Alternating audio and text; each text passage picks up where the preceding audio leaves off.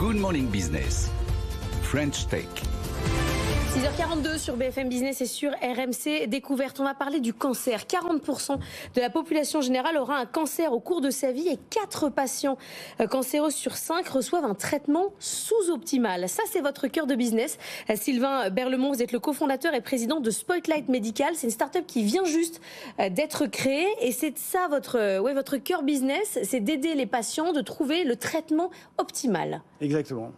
Donc nous, on a une société de médecine de précision et on a développé une technologie d'IA qui est capable d'aller identifier, de mettre en lumière le meilleur traitement pour les patients atteints de cancer.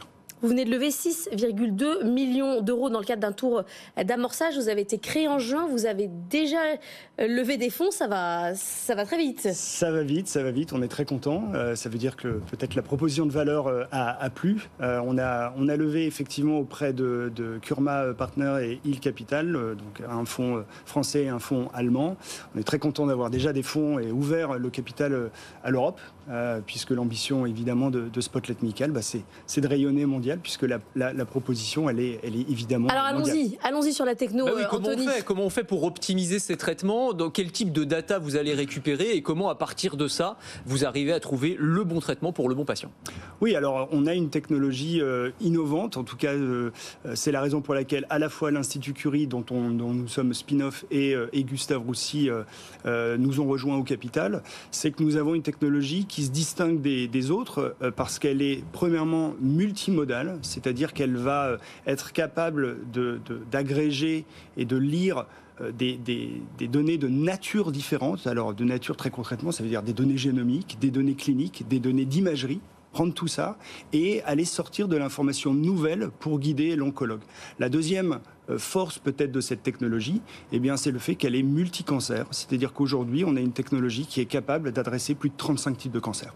On a reçu une boîte qui faisait un jumeau numérique de vous-même sur lequel il testait des traitements pour voir si ça marche. Là, c'est pas ça, c'est autre chose que vous faites. Oui, c'est autre chose. On a évidemment testé notre technologie sur énormément de cohortes et c'est grâce notamment aux instituts de recherche, la proximité des instituts de recherche que nous avons accès à beaucoup de données. Donc on a testé, validé cliniquement notre approche et l'idée c'est derrière, en routine, de proposer des tests qui vont guider l'oncologue pour sélectionner le meilleur traitement. Alors c'est ça, parce qu'on parlait des données, mais c'est des données médicales dont les médecins disposent aujourd'hui, c'est-à-dire des résultats d'examens médicaux, de l'imagerie comme vous le disiez, ou est-ce qu'il faut réaliser des tests spécifiques? Vous parliez de données génomiques, c'est-à-dire qu'il faut faire par exemple du séquençage du génome du patient pour pouvoir déterminer le traitement optimal? Alors toutes les données que nous avons, ce sont des données qui sont disponibles en clinique, en routine. Alors un patient qui est atteint d'un cancer a déjà pas mal de suivi de pas mal de tests, de traitements,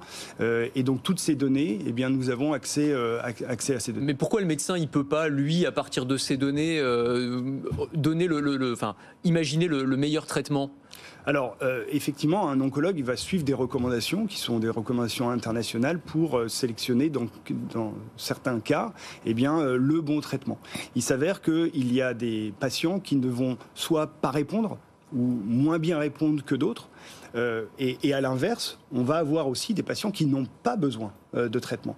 Et la technologie de Spotlight, c'est précisément d'aller identifier le sous-type de patients qui vont avoir le plus grand chance de répondre et donc être mieux traités, ou à l'inverse, éviter des traitements qui sont inutiles, et on évite des effets secondaires et on améliore la qualité de vie des patients. C'est-à-dire que vous partez du traitement pour lui trouver quelqu'un qui match plus que l'inverse? Alors on va partir de l'état et des données personnelles de chaque patient, de chaque patiente, pour aller identifier quel est le bon traitement qui va fonctionner. C'est quoi le niveau d'efficacité prouvé aujourd'hui de cette technologie? Est-ce que vous avez réalisé des études cliniques? Est-ce qu'il y a des patients qui ont déjà eu le bénéfice de cette technologie? Alors, pas encore. Ouais. On va annoncer dans quelques mois notre première application, notre premier produit. Je serais ravi de pouvoir vous en parler dans quelques mois. Effectivement, pour ce premier cas d'usage, nous avons effectué des validations cliniques et nous obtenons des très très bons résultats. Et je serais ravi. Sur tous les types de cancers ou c'est certains cancers spécifiques? Alors, pour l'instant, c'est un type de cancer que nous Ciblons, ouais. Voilà. Vous, c'est pas votre première boîte. Vous avez déjà monté une boîte dans la santé et l'intelligence artificielle. Ça s'appelle Kinaï. Vous avez été chercheur associé à Harvard pendant 2 ans et demi. Spotlight, là, cette boîte pour laquelle vous venez aujourd'hui, vous auriez pu la lancer aux États-Unis. Vous avez fait le choix de faire en France. C'est quoi? C'est parce que vous avez Gustave Roussy, parce que vous avez Curie. C'est ça qui change quelque chose? Alors, et effectivement, on a une chance inouïe en France. C'est qu'en termes de talent, que ce soit à l'interface entre la data science, les mathématiques et la santé, on a quand même un environnement qui est unique.